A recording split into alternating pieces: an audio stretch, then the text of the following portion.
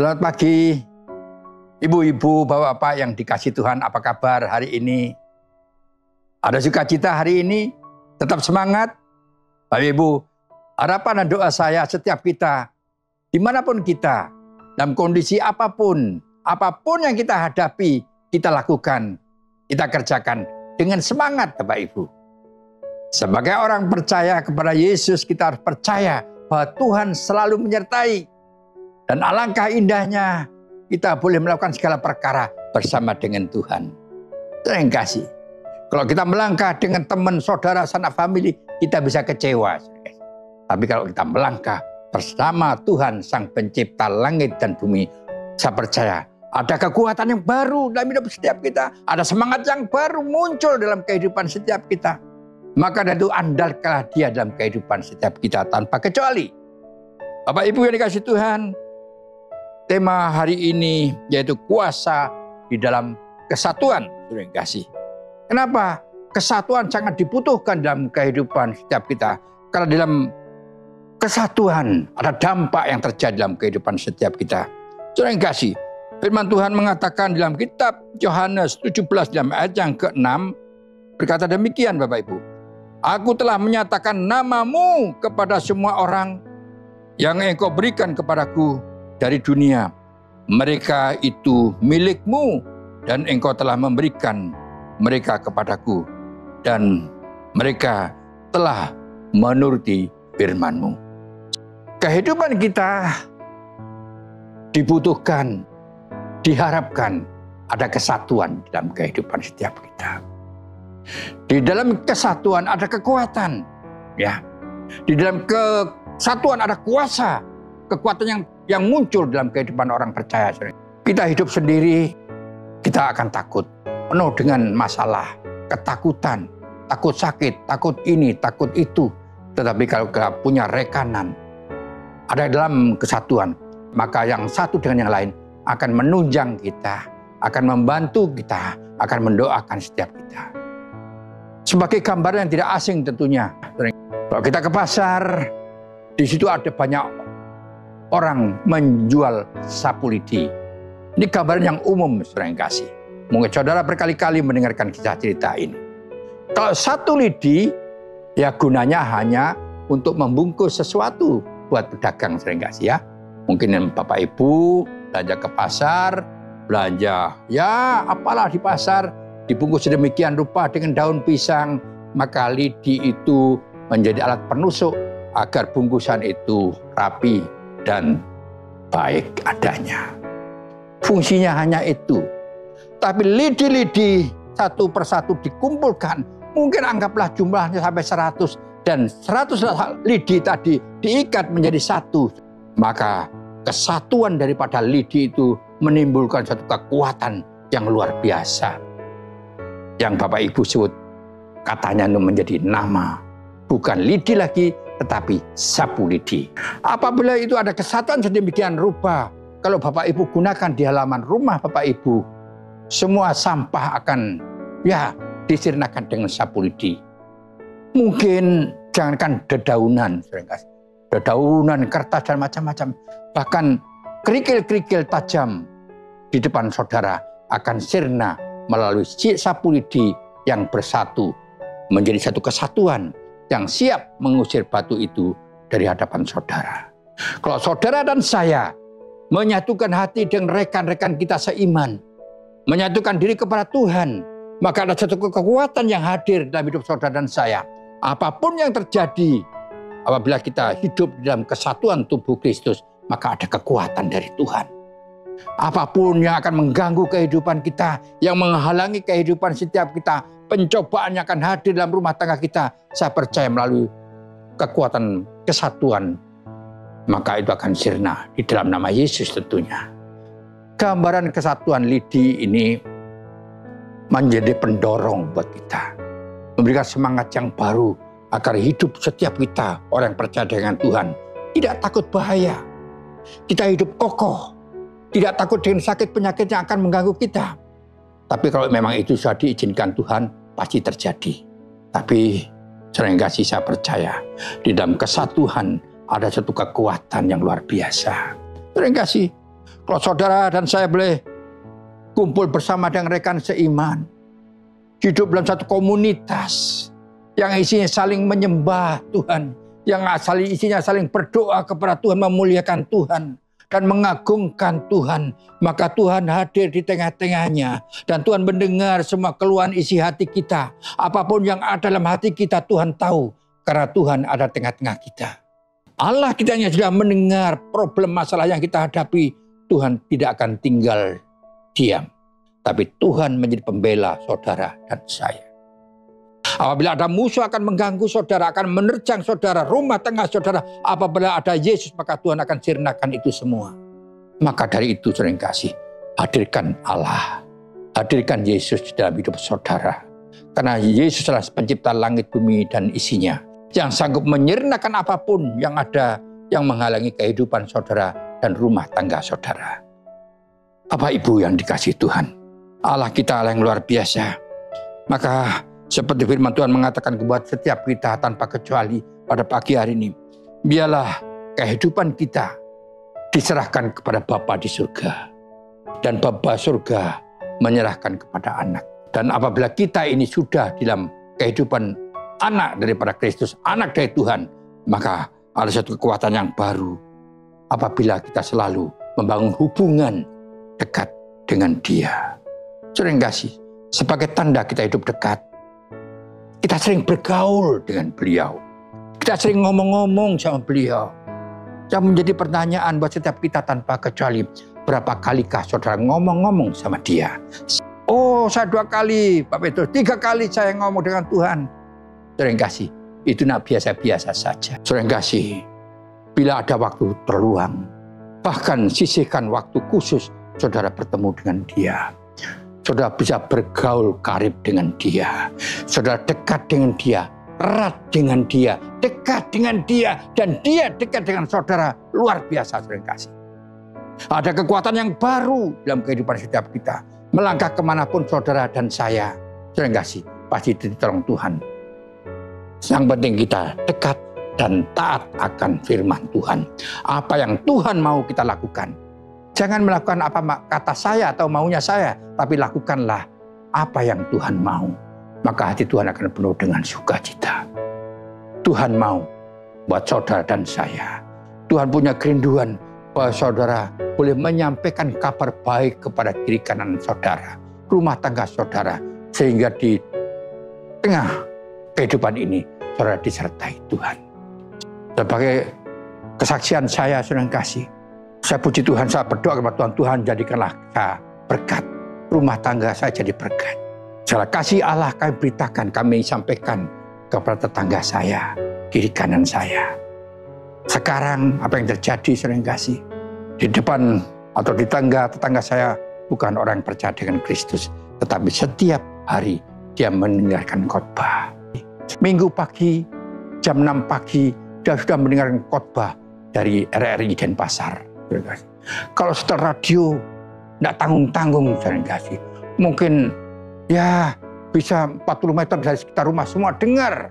Karena dia nyetel khotbah itu keras-keras. Sampai tetangga yang lain, kenapa ibu itu nyetel gitu-gituan? Saya dengar. Nah, saya senang dengarkan ini. Dia senang mendengarkan firman Tuhan yang dibagikan di radio-radio setiap minggu. Saudara kasih. Saya kalah, saudara kasih. Kadang-kadang saya sedih. Itu orang di seberang sana yang pernah kami sampaikan tentang firman. Dia pagi-pagi sudah nyetel firman Tuhan minggu pagi. Jam 6 pagi, saudara kasih. Jadi kalau saya kadang-kadang sampai terus terang, radio sudah bunyi ada khotbah, saya baru bangun, saudara kasih. Lebih hebat dia, lebih maju dia, lebih rohani dia daripada saya, saudara kasih. Percayalah, firman Tuhan wajib buat setiap kita bagikan kepada orang lain. Supaya saudara dan saya menjadi berfungsi dan menjadi berkat buat orang lain. Kalau kita itu lakukan dengan hati yang senang dan tulus, saudara kasih, berkat Allah melimpah dalam kehidupan saudara dan saya. Amin.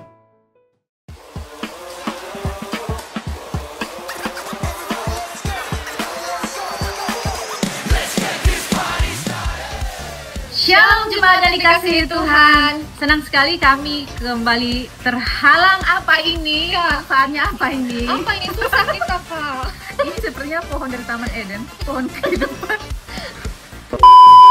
Shalom jemaat yang dikasihi Tuhan. Senang sekali kami menjumpai saudara kali ini tanpa penghalang ya. Jadi bagi saudara yang baru pertama kali beribadah bersama kami menyambut dengan penuh sukacita. Selamat datang dalam keluarga Allah dan selamat beribadah.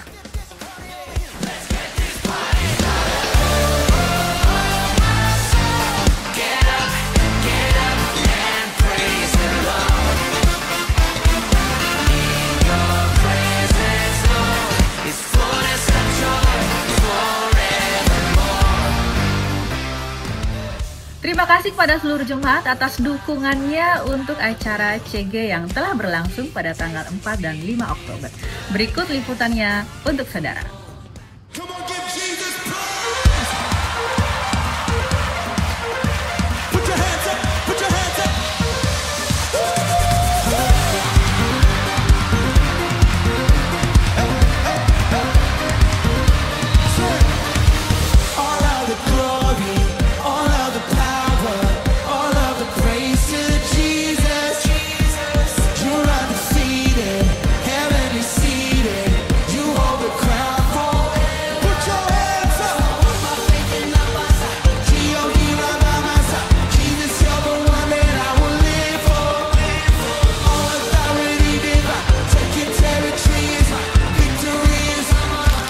Jadi sebelum saya mengikuti CG ini, banyak hal yang terjadi di hidup saya, hal buruknya terutama.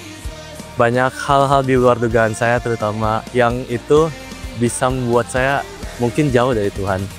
Tapi sejak di sini, akhirnya saya tahu banyak luka-luka yang masih saya pendam. Banyak hal-hal yang menghalangi saya untuk Tuhan bisa masuk ke hidup saya lebih dalam lagi.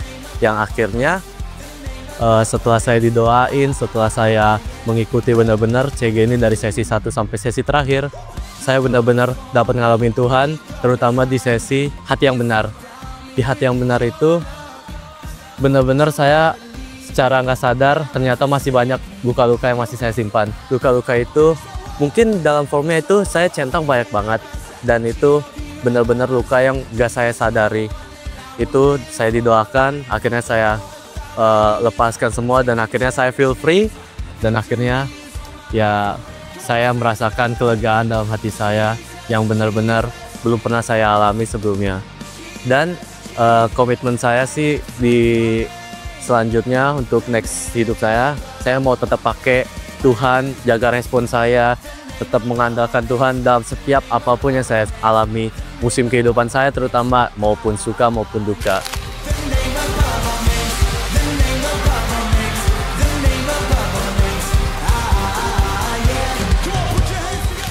Berkat yang saya dapat itu pada materi yang pertama itu malah saya ngerasa kalau saya yang sudah mendapatkan figur seorang orang tua, figur seorang papa, mama yang baik, yang takut akan Tuhan, dapat anugerah yang orang tua yang sempurna. Mungkin saya emang beragama Kristen, tapi saya sempat jauh dari Tuhan karena saya lingkungan pertemanan anak muda zaman sekarang yang tidak mengenal Tuhan, jadi teman saya banyak yang non-Kristen juga. Jadi saya ngerasa kalau lingkungan pertemanan saya waktu itu kurang baik, jadi saya kurang bisa menghargai papa mama. Jadi waktu materi kemarin, materi pertama tentang kasih Bapa itu, saya malah ngerasa Tuhan sudah menganugerahkan papa dengan sempurna. Saya sudah dapat papa yang luar biasa, dimana papa selalu mengasihi anak-anaknya. Papa nggak pernah marah-marah, ngomong kasar. Cara papa mendidik anak-anaknya itu beda. Jadi komitmen saya untuk kedepannya juga, saya ingin lebih menahan rasa emosi saya. Saya lebih mau menghargai papa mama karena saya sudah dapat papa mama yang luar biasa. Jadi saya mau rasa amarah saya mungkin yang dulunya meledak-meledak, sekarang mungkin saya lebih mau menahan rasa emosi, rasa amarah, rasa pendendam saya, rasa benci saya, mungkin kepahitan atau apa, saya ingin hilangkan dan saya mau lebih rasa bersyukur bisa memiliki papa mama.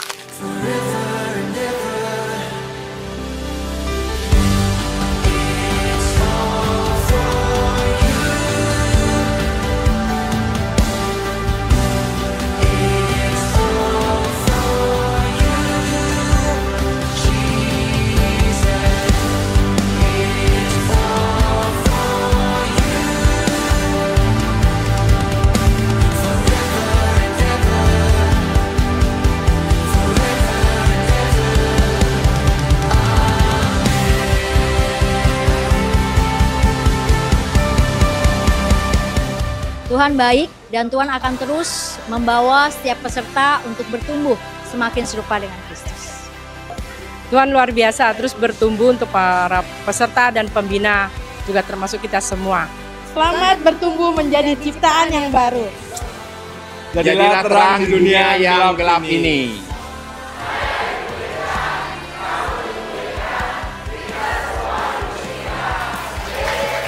Kami menginfokan bahwa Komsel Berdoa akan dimulai pada hari Jumat, tanggal 17 Oktober 2025. Betul Kak Betsy? Betul sekali, dan pastikan komsel-komsel yang telah memilih hari dan waktunya semuanya harus berkomitmen ya. Jangan lupa konfirmasi kalau saudara telah berdoa dengan mengirim foto ke Pak Indra. Iya betul.